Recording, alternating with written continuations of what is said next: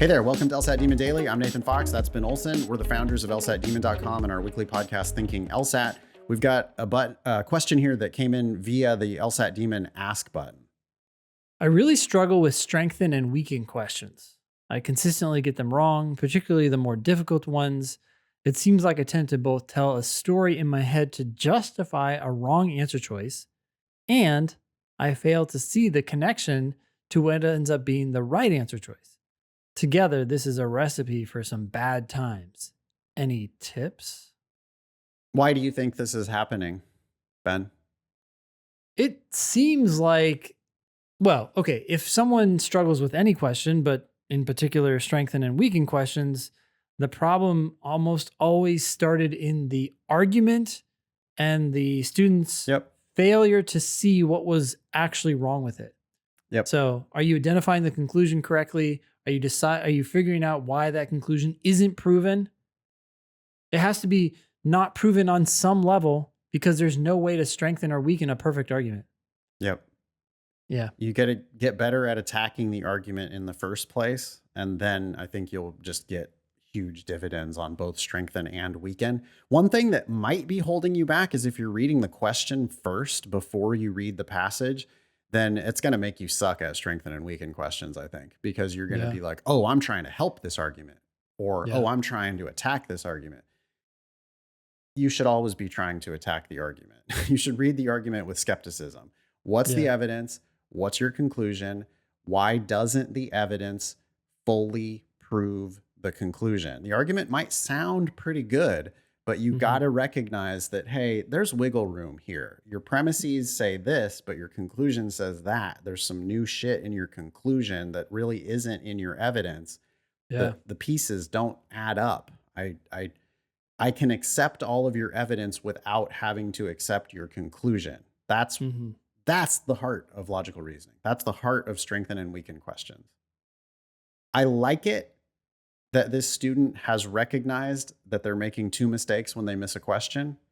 They say, I am both telling a story in my head to justify a wrong answer choice and failing to see the connection to what ends up being the right answer choice. Yeah. Yeah. So those are two separate mistakes. You're doing the right thing by investigating both of those mistakes. Mm-hmm. I think, though, that what you're probably doing is you're falling in love with the answer that where you're telling yourself some story, Yeah. and then you're not actually really reading the remaining answer choices. Mm. What do you think? Certainly possible. Yeah. I would just ask individual questions. Keep using the ask button, but try to make it a more detailed ask. Like this high level, like why I'm struggling with strengthen and weaken, and I pick the wrong answers, and I don't see why the right answers are right. Well, Yeah. okay, let's talk about one of them and let's see exactly what it was. Like, let's look at both of those mistakes. Why is that wrong answer wrong? Why did you think it was good? Let's dig into that. Why is the right answer right? Why didn't you see that when you read it the first time? Let's dig into that too. And it's really got to be one question at a time. So I appreciate that the student is using the ask button.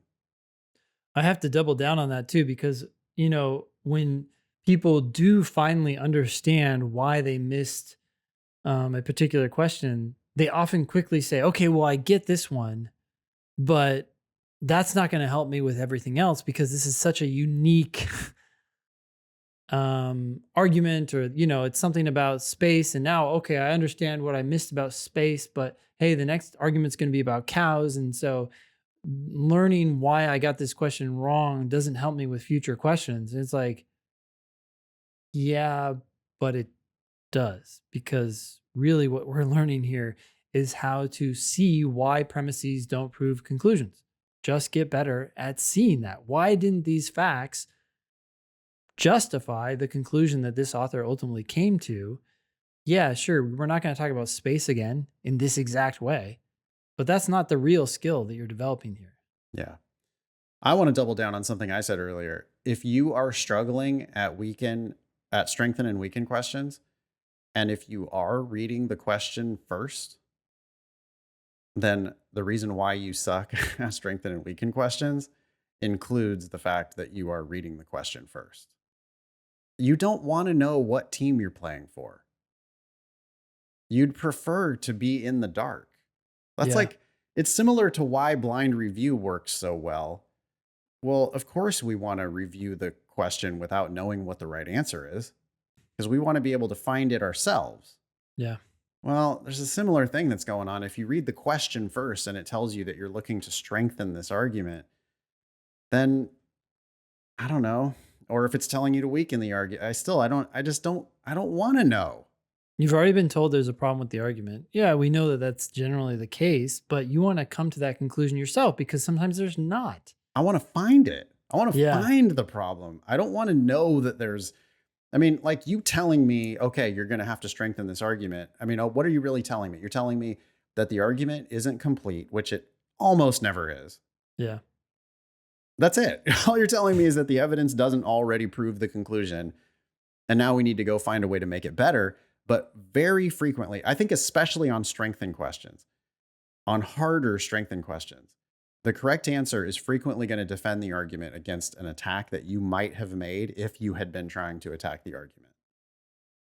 And it just turns hard questions into easy questions because you'll find yourself predicting the answer. Notice that, this student is telling a story in their head to justify a wrong answer choice. Mm-hmm. But that's because you are like hoping that the wrong answer choice is going to explain it to you. Yeah. So then you're like trying to shoehorn in an answer choice that doesn't really make sense, but you're trying to tell yourself a story that it will make sense. Yeah. You should have been telling yourself better stories in the beginning, which is just when you're attacking that argument. Yep. Anything more? No, thanks for asking that question. Email daily@lsatdemon.com if you'd like to ask us a question or share some LSAT or law school admissions news. Thanks for listening.